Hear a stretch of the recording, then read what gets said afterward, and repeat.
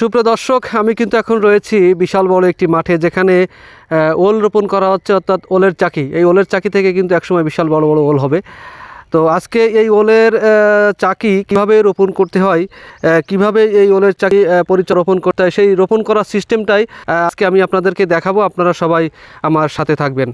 আসসালামু আলাইকুম সুপ্রিয় দর্শক, সবাই কেমন আছেন? আশা করি ভালো আছেন। আমাদের হাতে দেখতে পাচ্ছেন বিশাল বড় বড় ওলের চাকি। এই ওলের চাকি থেকে একদিন কিন্তু বিশাল বড় বড় ওল হবে, 8 থেকে 10 কেজি পর্যন্ত।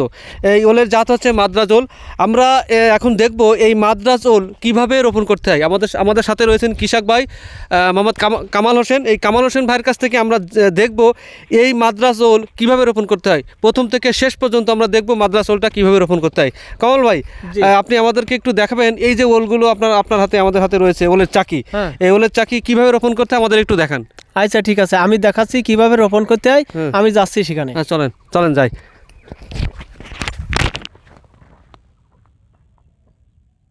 এই দেখেন, এই ওল আমি রুচ্ছি। এই দেখেন, এই যে ওলটা আমার হাতে দেখতেছেন, এই ওলটা আমি কিভাবে রোপণ করব তাই খেয়াল করি। দেখেন আপনারা, এই রাখলাম নিচি। প্রথম দুটো গুঁড়ো মাটি দিলাম, বুঝলেন? এই গুঁড়ো মাটি দেওয়ার পরে তারপর মনে করেন এই চাকিটা রাখলাম। এই চাকিটা রাখলাম। আপনি এখানে কতটুকু খনন করেছেন? কতটুকু? এই মনে করেন ওই মুঠো মাত। হ্যাঁ, মুঠো মাত। তারপর কি করতে হবে? এইবারে তারপর দেখেন এই চারিপাশে মাটি দিলাম, এই গুঁড়ো মাটি দিয়ে দিলাম। এই বুঝতে পেরেছেন? এই গুঁড়ো মাটি দিলাম, দেওয়ার পরে এইবারে দেওয়ার পরে এই মনে করেন এই গোবরি সার, এই হাতে আমার গোবরি সার দেখিয়েছেন, এই গোবরি সার আমি খালের ভিতরে দিলাম। আচ্ছা, এরপরে মনে করেন এই যে ছাই, এই ছাই গোবরি সারের পরে আমি দিয়ে দিলাম এই জীবাণুমুক্ত করার জন্য, শক্তি বাড়ানোর জন্য। এই ছাই দেওয়ার পরে আবার মনে করেন এই মাটি দিলাম। এইটি দিয়ে গর্তের হাফ করলাম। আধা গর্ত দেওয়ার পরে আর গোবরি সার দিলাম।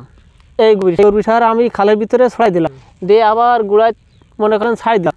ছাই দিয়ে এইবারটা মনে করেন আমি মাটি দিয়ে ডেকেছি। এই ডেকি এই ডেকি বলছি আপনার এবার গাছ উঁচু করে রোপণ করা হয়ে গেল, তাই? এইবারটা মনে করেন এই যে রাখলাম, এই ক্লিয়ার আমি এখানে উঁচু করে রাখলাম। এই মনে করেন এর কারণ হচ্ছে এই মুখটা উঁচু রাখার, যে এই খাল আমার গভীরে মনে করেন এখানে আর পানির চাপ দেবে না। হ্যাঁ, এই উঁচু করে রাখলাম। ঠিক আছে, ধন্যবাদ আপনাকে। আপনাদের ধন্যবাদ জানালাম। আমাদের এই যে চাষবাস আপনারা দেখে নিলেন, বাস এই ক্লিয়ার। সবাই এইভাবে রোপণ করবেন, ওল চাষ করবেন।